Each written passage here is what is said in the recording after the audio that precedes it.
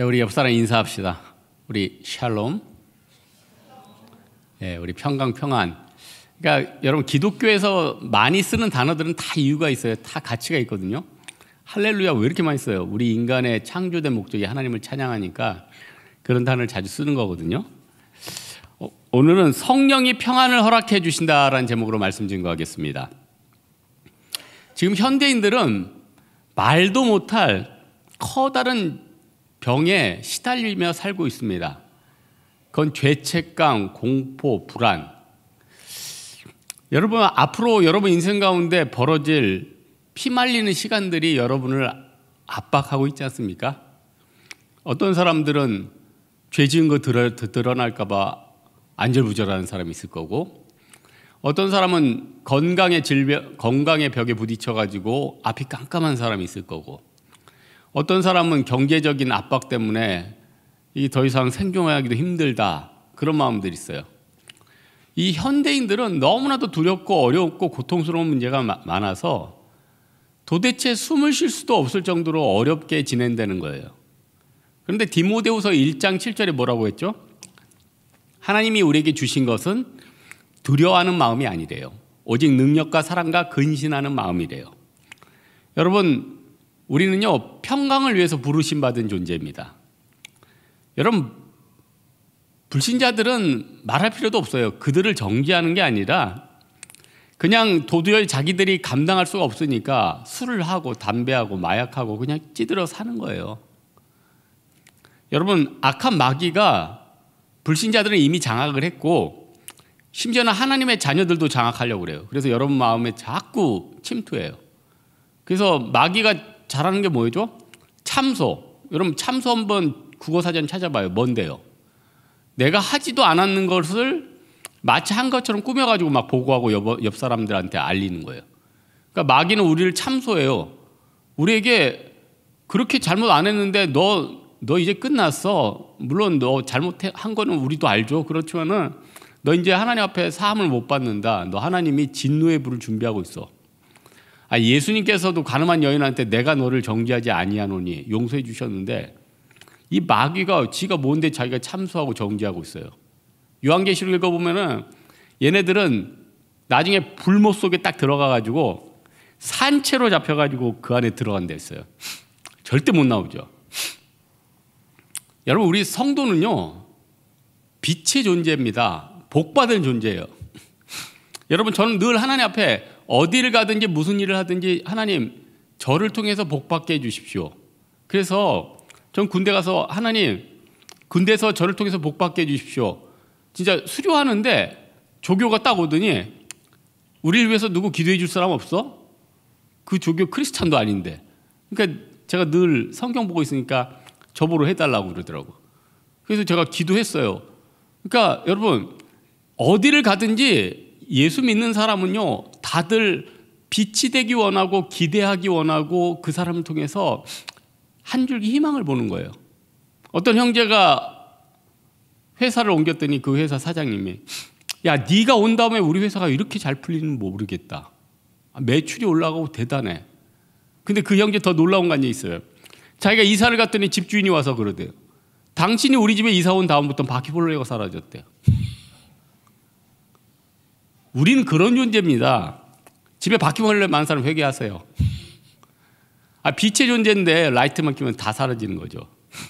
사실 여러분 바퀴벌레 없애는 건 간단한데 다이소나 이런 데 가면은 원통형 딱 벽에 붙이는 거 있어요. 그거를 붙여놓으면요 여러 개를 붙여놔. 한 6개월 정도 되거든요. 그럼 바퀴벌레가 어두우니까 그 안에 들어가서 음식물 먹고 그래서 꽥 하고 뒤져요. 죄송합니다. 그러거나 아니면은 먹고 살아남은 애들이 돌아가 있어서 나눠 먹고 같이 거기서 즉사해요. 미물들도요 자기들이 생명이 위험하면 느끼고 옆집으로 이동해요. 나는 이 바퀴벌레들은 이걸로 박멸하고 있는데 영적인 바퀴벌레들은 어떻게 해야 돼요? 십자가의 원수니까 예수 그리스도의 피로 물려서 까버려야 되죠. 여러분 지금 평안하다. 요즘은 평안하다도 없죠. 지금 국제 정세도 그러고 다들 언제 죽을까 헉헉대 있잖아요. 저희 나야가라 폭포 그 밑에 보면은 조금 평온한 데 있대요. 거기에 오리들이 왔다가 잘 놀다가 간대요. 근데 그 나야가라 하류로 내려가면 어마어마한 폭포가 있잖아요. 잘 있다 하는데 무슨 우웅 소리가 나는 거예요. 그때는 이미 늦었죠. 급류로 모든 오리떼들이 다 밑으로 떨어져서 몰살하는 거예요. 지금 이 세상의 삶이 그렇습니다. 그냥 전쟁 났다 하면 우크라이나 러시아 이렇게 전쟁하다가 그 예수 안 믿는 사람은 우르르 죽는 거예요. 평안하다. 예? 대저 사람은 자기의 시기를 알지 못하나니 물고기가 재앙의 그물에 걸리고 새가 올매에 걸린 같이 인생도 재앙의 날에 호련히 임하면 거기 걸리느니라. 전도서 9장 12절. 여러분 재수 없으면 살다 죽는 거예요. 물론 우리는 하나님이 머리털 하나 상하지 않고 다 계획하셨기 때문에 여러분이 우연히 사고를 당해서 장애를 입거나 우연히 죽거나 그러진 않아요. 하나님이 그런 거 다 계획을 했어요. 심지어는 내가 안 좋은 일이 생겨도 그것까지도 하나님 계획하셨어요. 그러나 이거는 기약해야죠. 대저 그날이 누구에든지 가까이 온다. 여러분 우리가 왜 이렇게 평안이 마음에 없을까요? 여러분 어떤 미국의 대재벌이 이런 얘기를 했어요. 나한테 내 마음의 평안을 가져다 줄 수 있는 사람이면 내 재산의 상당수를 주겠습니다. 나는 돈이 많아서 각 나라마다 별장을 짓고 여름이면 여인들과 함께 여행을 가고 술을 마시고 즐겁게 보냈습니다. 근데 내 마음에 평강이 하나도 없습니다. 여러분 아무리 여러분 좋은 사람이 옆에서 여러분을 격려해주고 칭찬을 해도요, 여러분 개개인 안에 평강이 없으면 절대로 그 평강 오지 않아요. 근데 그 평강은 하나님만이 주실 수 있는 거죠. 여러분 로마서 6장 23절 너무나도 잘 아는 말씀 아니에요? 죄의 삭은 사망. 여러분 죄의 삭은 사망이 얼마나 무서운 말이냐면 어떤 악한 놈이 여러분 약점을 잡았어. 너 내 말 안 들으면 너 이거 폭로한다. 계속 전화하는 거예요. 그러고는 끝에 그래요. 네 끝은 자살이야. 계속 압박을 해요. 그러면 진짜 그런 놈 어떻게 해요? 진짜 때려 죽이고 싶죠. 마귀가 그런 데니까요. 아니 사회의 흐름 보세요. 사회에 많은 잘못한 사람들이 그런 어떤 잘못 할 수 있죠. 그러면은 모든 매체에서 저는 나쁜 놈 죽일 놈 계속 그래요. 단지 그 사람은 들켰을 뿐이에요. 다들 죄인인데. 근데 그러다가 그 사람이 너무 견딜 수 없어서 자살을 해요. 그럼 다음 날 어떻게 되죠? 부고가 간단히 떠요. 죽음을 애도합니다. 하지만 그 생명은 사라진 거예요. 마귀가 이 짓 하고 있어요. 마귀는 우리 참수하고 있다니까요. 정죄하고 있어요. 죄의 삭은 사망이라니까요. 죽어야 끝나요. 여러분 수고하고 무거운 짐진 자들아 다 내게로 오라. 예수님의 말씀은 뭘 뜻합니까? 그 짐은요 죄짐이에요. 죄짐. 다른 짐이 아니에요. 죄짐이라니까요. 그걸 내려놔야지 평강이 있어요. 하나님 살려만 주십시오. 내 죄짐만 져 주십시오. 그러면 살아요. 근데 많은 사람들이 어떻게 돼요? 죄짐을 생각을 안 하고 엉뚱한 거 생각해요. 내가 돈이 없어서 불행한 거다. 내가 인간관계가 안 좋아서 힘든 거다. 내가 학벌이 나빠서 안 좋은 거다. 원인이 뭔지 몰라요. 원인이 죄 때문에 그래요. 죄 때문에 평강이 없다니까요. 지금 여러분의 마음이 이렇게 부글부글 끓어요. 하나님을 향한 불순종이에요. 세상 사람과 똑같아요. 남들을 죽이려는 그런 마음이 똑같이 있어요. 이거 회개 안 하고 어떻게 마음에 평강이 있어요? 네? 그리스도 안에서 성령의 능력으로 말미암아 깨끗해지고 변화되고 그리스도의 선한 성품을 품어야지 그때야 찾아오는 게 평강이지. 내가 세상 사람하고 똑같이 죄 짓고 미워하고 죽이고 싶어 하는데 어떻게 평강이 오겠어요? 여러분 우리가 세상에서 좋은 거 얻으려고 어떤 사람은 비싼 물건 사요. 명품 사서 야, 나 이런 사람이야. 좋은 거 사면은 주변 사람들 부러워할 수 있죠. 근데 여러분이 그토록 원하는 좋은 사람이 여러분 옆에 붙습니까? 여러분 비싼 거 무리해서 사면은 좋은 사람이 여러분 주변에 잔뜩 오드냐고요. 이상한 그 돈이나 다른 거에 욕심내는 사람만, 이상한 사람만 잔뜩 붙어요. 그래서 여러분, 지혜로운 사람은 그냥 소박하게 사는 거예요. 자랑하지 아니하고. 자랑해봤자 늘 손해예요. 자랑해봤자 마귀들만 꼬인다니까요. 그래서 잠언에도 나와 있지만 좋은 사람과 좋은 배우자나 좋은 것들은 여호와 하나님께서 주신대잖아요. 우리의 인생에 있어서 죄의 문제는 원인을 제거를 해야 되는데 제거할 수 있는 방법이 하나밖에 없어요. 그 여러 가지 오물들이 있으면 제거 방법이 있어요. 그런데 어떤 건 약품 하나만 탁 뿌리면은 깨끗하게 그게 싹 제거가 돼요. 어떤 거는 뭐 여러 가지, 그러니까 오물에 따라서 그 제거 약품도 틀리고 여러 가지 방식도 틀려요. 그런데 이 죄에 대해서는 여러분이 무슨 불교처럼 뭐 공로를 하고 돈을 교회 많이 내고 이래서 살아낸 게 아니라 죄사함 회개밖에 없어요. 회개를 날마다 해야 돼요. 죄 지을 때마다 해야 돼요. 아니 여러분, 회개는 여러분 얼마만에 한 번씩 하죠? 죄 지을 때마다. 근데 웃긴 게 뭐냐면은 여러분은 늘 짓는 고범죄가 있을 거예요. 이거 죄인지 아는데 늘 반복해서 짓는 죄 분명히 있어요. 왜 옆 사람 보지 마세요? 다 있어요. 근데 그 죄만 있을까요? 여러분이 모르는 많은 죄가 또 있어요. 그래서 우리 늘 기도할 때 알고 지은 죄, 모르고 지은 죄 같이 기도해야 돼요. 하나님, 내가 이 죄를 회개합니다. 동시에 하나님, 내가 인지도 못하는 교만의 죄, 내가 인지도 못하는 탐욕의 죄, 내가 인지도 못하는 욕심의 죄가 있습니다. 성령님을 의탁하면서 그 회개도 같이 해야 돼요. 그러면은 사이드에 있는 묵은 때까지 다 빼는 거예요. 그리고 여러분, 1년에 한 번 청소 제대로 하고 평소에 안 하는 집이 깨끗하나요? 대충 하더라도 매일 하는 집이 깨끗하나요? 매일 하는 집이 깨끗하잖아요. 회개는요, 자주 하세요. 자주 생각날 때마다. 그러니까 여러분, 식사나 회개는 그냥 자주 할수록 좋은 거예요. 마틴 루터도 회개 많이 하다가 하나님 만났잖아요. 맨날 회개하러 오니까 하나님이 야, 의인은 믿음으로 말미암아 살리라 팍 깨버리잖아요. 여러분, 우리가 두려움과 슬픔이 있는데 두 가지예요. 두려움은 십자가의 능력으로 쫓아버리고 마음의 짐은 예수님 앞에 맡기는 거예요. 마음의 짐을 예수님 앞에 안 맡기고 계속 죄 가운데 있으면요, 징계만 온다니까요. 여러분, 하나님이 여러분을 향해서 어떤 말씀하십니까? 이사야서 1장 5절. 너희가 어찌하여 매를 더 맞으려고 폐역을 거듭하느냐. 온 머리는 병들었고 온 마음은 피곤하였으며 발바닥에서 머리까지 성한 것이 없이 상한 것과 터진 것과 새로 맞은 흔적뿐이거늘 그것을 짜며 쌈에 매어 기름으로 부드럽게 함을 받지 못하였도다. 여러분, 믿음이 있고 하나님 앞에 나가면 이 세상이 감당 못할 자가 됩니다. 여러분, 다니엘서 근데 제가 쭉 읽어보니까 다니엘이 워낙 믿음이 좋으니까 다니엘은 뜨는데 그 친구들은 쏘쏘같이 보이죠? 그냥 다니엘 잘 만났다.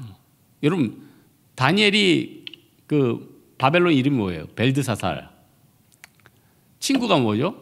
사드락, 메삭, 아벳노고. 이게 바벨론 이름이에요. 근데 얘네들이 우상한테 절하니까 어떻게 됐어요? 왕이 풀무불 뜨거운 용광로에 넣었어요. 그 애들을 잡고 있던 사람까지 다 타 죽을 정도로 뜨거운 곳에. 근데 그 안에 누구 있어요? 그 다니엘서 보면 신들의 아들이 돌아다녔대. 4명 있던 거예요. 그 신들의 아들이 누구예요? 주석 같은 데 보면 그리스도께서 함께 하신 거예요. 다니엘이 나중에 친구들 좀 부러워했을 것 같아. 물론 사자굴에 들어갔을 때도 자기가 그리스도께서 함께 하셨겠지만 친구들 풀무불 들어갔을 때는 그리스도께서 함께 하니까 다니엘은 풀무불은 안 들어갔잖아요. 그러니까 다니엘은 사자굴 들어갔고, 어떤 사람은 헷갈려서 사자굴에 친구들이 가죠. 친구들 없었어요. 결국 여러분, 그리스도께서 임재하는 사람, 그 사람은 살아요. 그 사람은 평강이 회복된다는 거예요.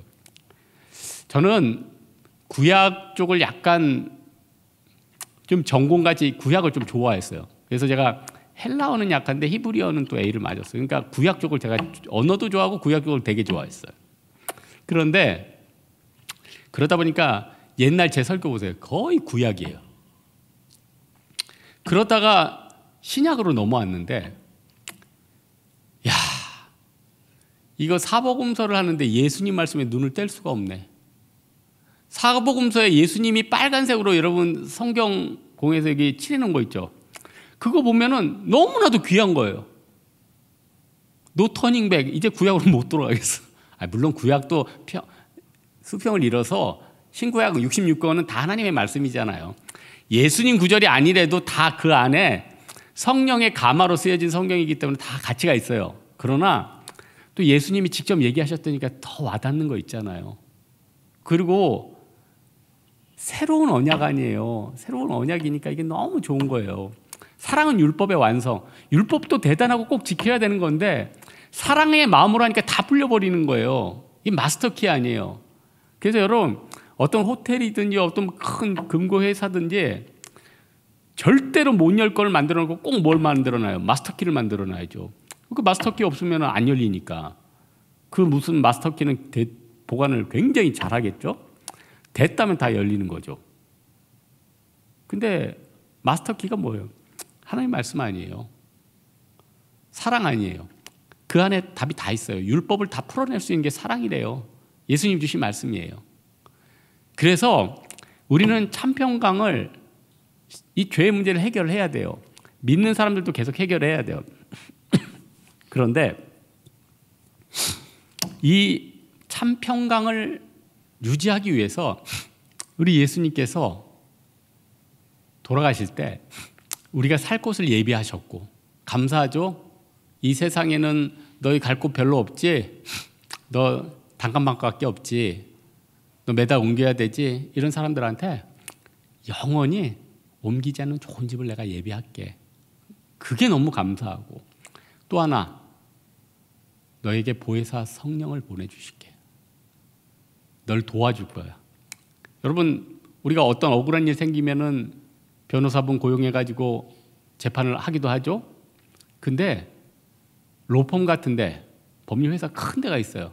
이런 건 개인들 잘 하지도 못해. 너무 비싸서.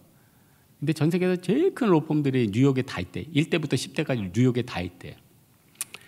그런데 의탁하면은 기업이나 어떤 뭐 큰 연예인들은 잘 처리되게 든든하겠죠? 그런데 온 우주의 주인인 성령님이 여러분을 대원하면은 뭐 게임 끝난 거 아니에요? 누가 열면 닫을 자가 없고 닫으면 열 자가 없는 자가 여러분을 위해서 대언을 하고 여러분을 변호하는데 누가 감당하겠어요? 그 억울함을 다 풀어버리는 거죠. 여러분, 우리 다시 기본으로 돌아갔으면 좋겠어요. 그러니까 정약용 선생이 누명 쓰고 관직 다 박탈당하고 유배됐잖아요, 40에. 그때 정약용 선생의 머릿속에 딱 꽂힌 말이 뭐예요? 초심, 기본으로 돌아가자. 그래서 그때부터 많은 책을 쓰고 정말로 실사구시의 인생을 마무리하게 됐다는 거예요. 기본으로 돌아가는 게 뭐예요? 성령님 의지하는 거죠. 성령, 지금은 이제 성령 시대가 도래했잖아요. 요한복음 16장에 보니까 내가 너에게 실상을 말하노니 내가 떠나가는 것이 너희에게 유익이라. 보혜사가 너에게 오시지 아니하면 아니할 것이요 가면 내가 그를 너희에게 보내리니 그가 와서 죄에 대해서 의에 대해서 심판에 대해서 세상을 책망하시리라. 성령께서 이제 와서, 이제 내가 공생애 때는 12제자 정도만 내 옆에서 내 얘기를 들었잖아. 그리고 주변에 병 고침 받은 애들만 내 제자가 됐잖아. 바디메오도 예수님 제자 된 거 아니에요? 눈 떠진 다음에. 간증 집회하면 맨날 옆에서 눈 뜨고 있었겠죠. 그런데 이제는 성령님이 오셔서 모든 사람 마음 가운데 다 임재하셔서 여러분이 다 예수님의 제자가 되었다는 거예요. 얼마나 영광스러워요. 이제 여러분 예수님의 제자고, 우리는 늘 그렇죠. 예수님이 내 인생에 짠 하고 나타나서 나에게 이 문제에 대해서 좀 답을 해줬으면 좋겠어. 이미 여러분 안에 계세요. 성령님이 예수님이지 예수님이 하나님이시고요.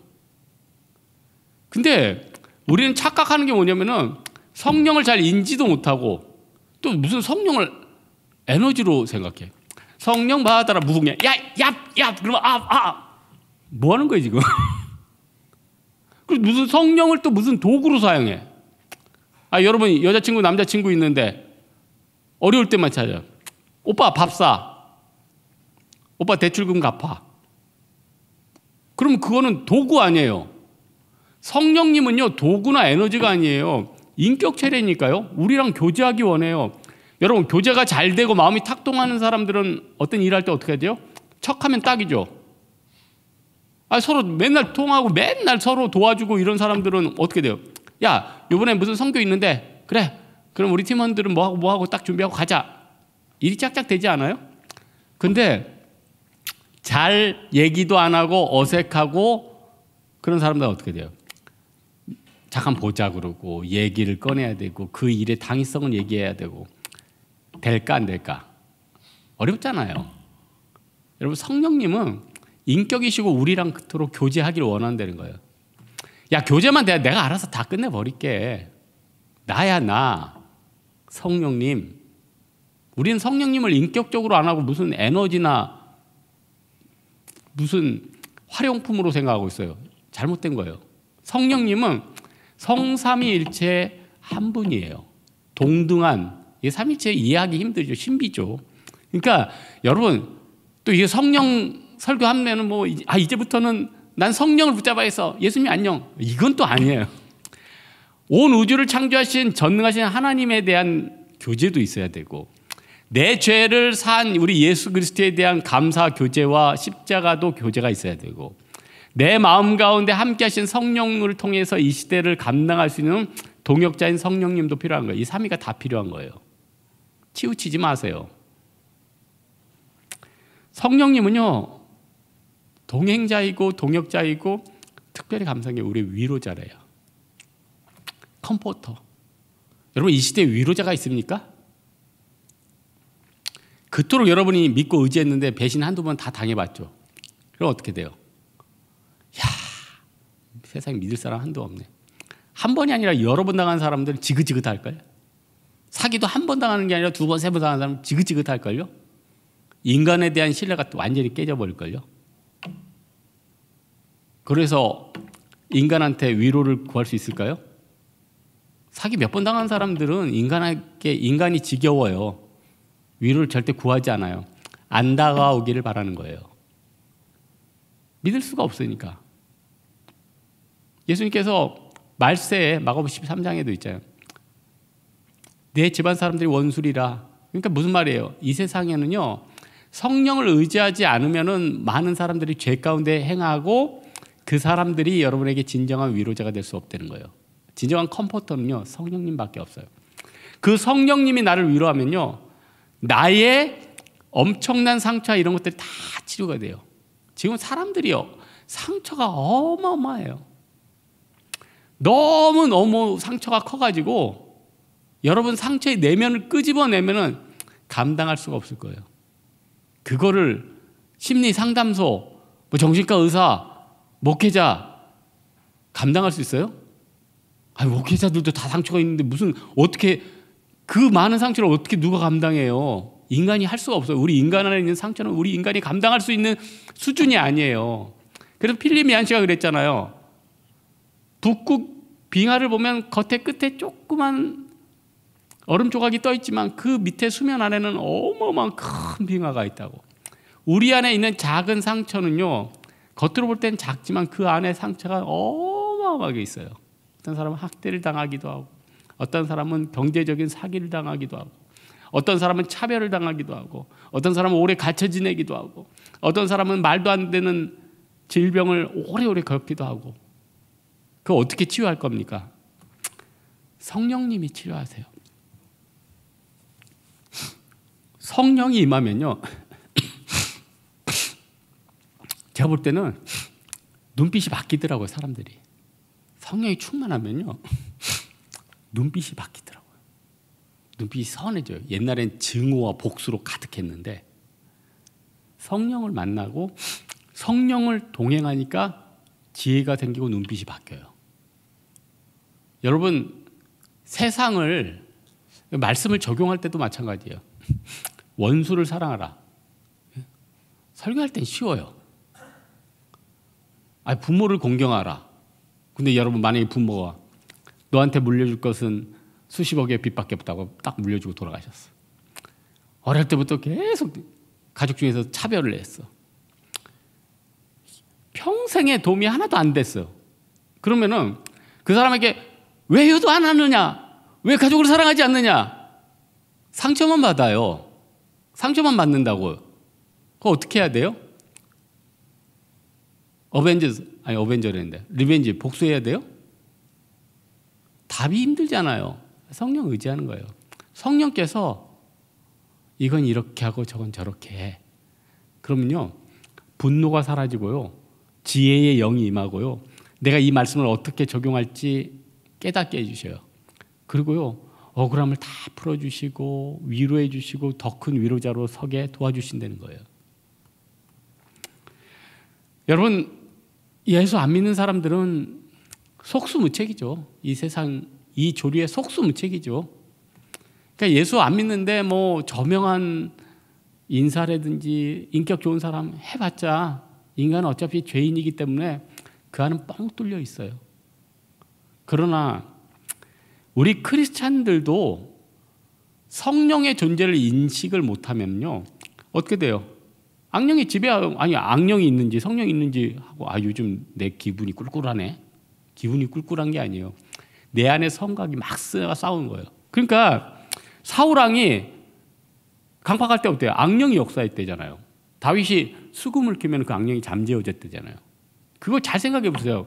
음악 치료예요 지금? 다윗이 드르릉 하면 사울이 콜콜. 이거 아니에요. 성령과 악령의 싸움이에요. 이건 영적인 대결이에요. 다윗이 사울과 싸운 건요, 성령과 악령의 대결이라니까요. 그리고 이 나를 죽이려는 그 사울에 대해서 내가 어떻게 대할지 성령의 능력으로 그에게 잘 대하는 거예요. 용서해 주는 거예요. 사랑해 주는 거예요. 그 가운데 자기 상처를 회복시켜 주는 거예요. 그러니까 여러분, 다윗이 쫓겨나면서 아둘람에서 치료받고 여러 사람을 만나고 그 안에 극복하고, 이 모든 게 다 상처 회복도 있고 십자가의 능력으로 악령을 물리치는 것도 있고 헤브론의 왕이 되고 유다의 왕이 되고 나아가서 이스라엘 전체의 왕이 되는 성령님의 인도가 있는 거죠. 무디게 살지 맙시다. 칼은 계속 갈아야 돼요. 안 갈면 무뎌져서요, 쓸모없어요. 여러분, 성령님이 우리가 살아가는 좀 안 좋은 단어, 꼬라지가 너무 불쌍해서 말 없는 탄식으로 우리를 위해서 간구하신대요. 제발 나 좀 불러줘. 내가 너 도와줄게. 내가 너 변호해 줄게. 그렇게 살지 말아라. 넌 나를 인지도 못하고 있네. 나는 평생 네 옆에 있었는데. 여러분, 요한계시록 21장 4절에 보니까 모든 눈물을 그 눈에서 닦아주시니 다시는 사망이 없고 애통하는 것이나 곡하는 것이나 아픈 것이 다시 있지 아니하리니 처음 것들이 다 지나갔음이로라. 여러분, 나중에 시간 지나면 여러분 상처나 고통 다 없어져요. 깨끗이. 천국 너무너무 좋고 그때는 여러분의 인생의 짐도 다 없을 거예요. 조금만 참읍시다. 근데 우리만 참으면 뭐하죠? 영원한 불못 속에 떨어질 많은 믿지 않는 사람들이 있잖아요. 악인이에요. 여러분에게 고통을 줬어요. 이해해요. 그러나 마지막 은혜 달라고 그 기도 한 번 못 던지겠습니까? 저도 인생 살다 보니까 예수 믿는 거 쓸데없이 시비 걸고 핍박받은 인간들도 많아요. 기분도 나쁘고 별로 다시 보고 싶지도 않아요. 근데 그들을 멀리하면서 하나님 앞에 내가 꼭 한 가지 기도를 한 게 지금도 생각나요. 하나님, 저 지긋지긋한 불신자, 저 지긋지긋한 교회를 핍박하는 사람 다시는 보기 원치 않습니다. 그러나 마지막 한 가지 저 사람한테 은혜 주십시오. 예수 믿고 지옥만은 가지 않게 도와주십시오. 그 기도는 꼭 하고 보내요. 꼭 하고. 왜냐, 지옥은 너무 무서운 곳이니까. 다시 나올 수 없는 곳이니까. 오늘 말씀의 결론 맺겠습니다. 우리는 미칠 것 같은 세상, 너무 공허해서 아무도 나를 위로해 줄 수 없는 이 세상에서 살고 있습니다. 정말 약육강식의 세상에서 나는 돈도 없고 명예도 없고 건강도 없는데 누가 나를 지켜줄까? 난 독거노인 돼서 죽는 것은 아닌가? 그때 성령이 내가 있잖아. 예레미야 보세요. 내가 태중에 너를 품었대요. 늙어서도 너를 버리지 않는데요. 우리 성령님은요, 끝까지 안 버려요. 끝까지 우리를 지키실 거예요. 우리 성령을 의지해서 우리 안에 있는 불같은 마음 다 쫓아내고 매일매일 십자가 앞에서 영적인 자유와 평강을 얻는 여러분 되기를 주님의 이름으로 축원합니다. 우리 찬양할까요? 여호와께 돌아가자.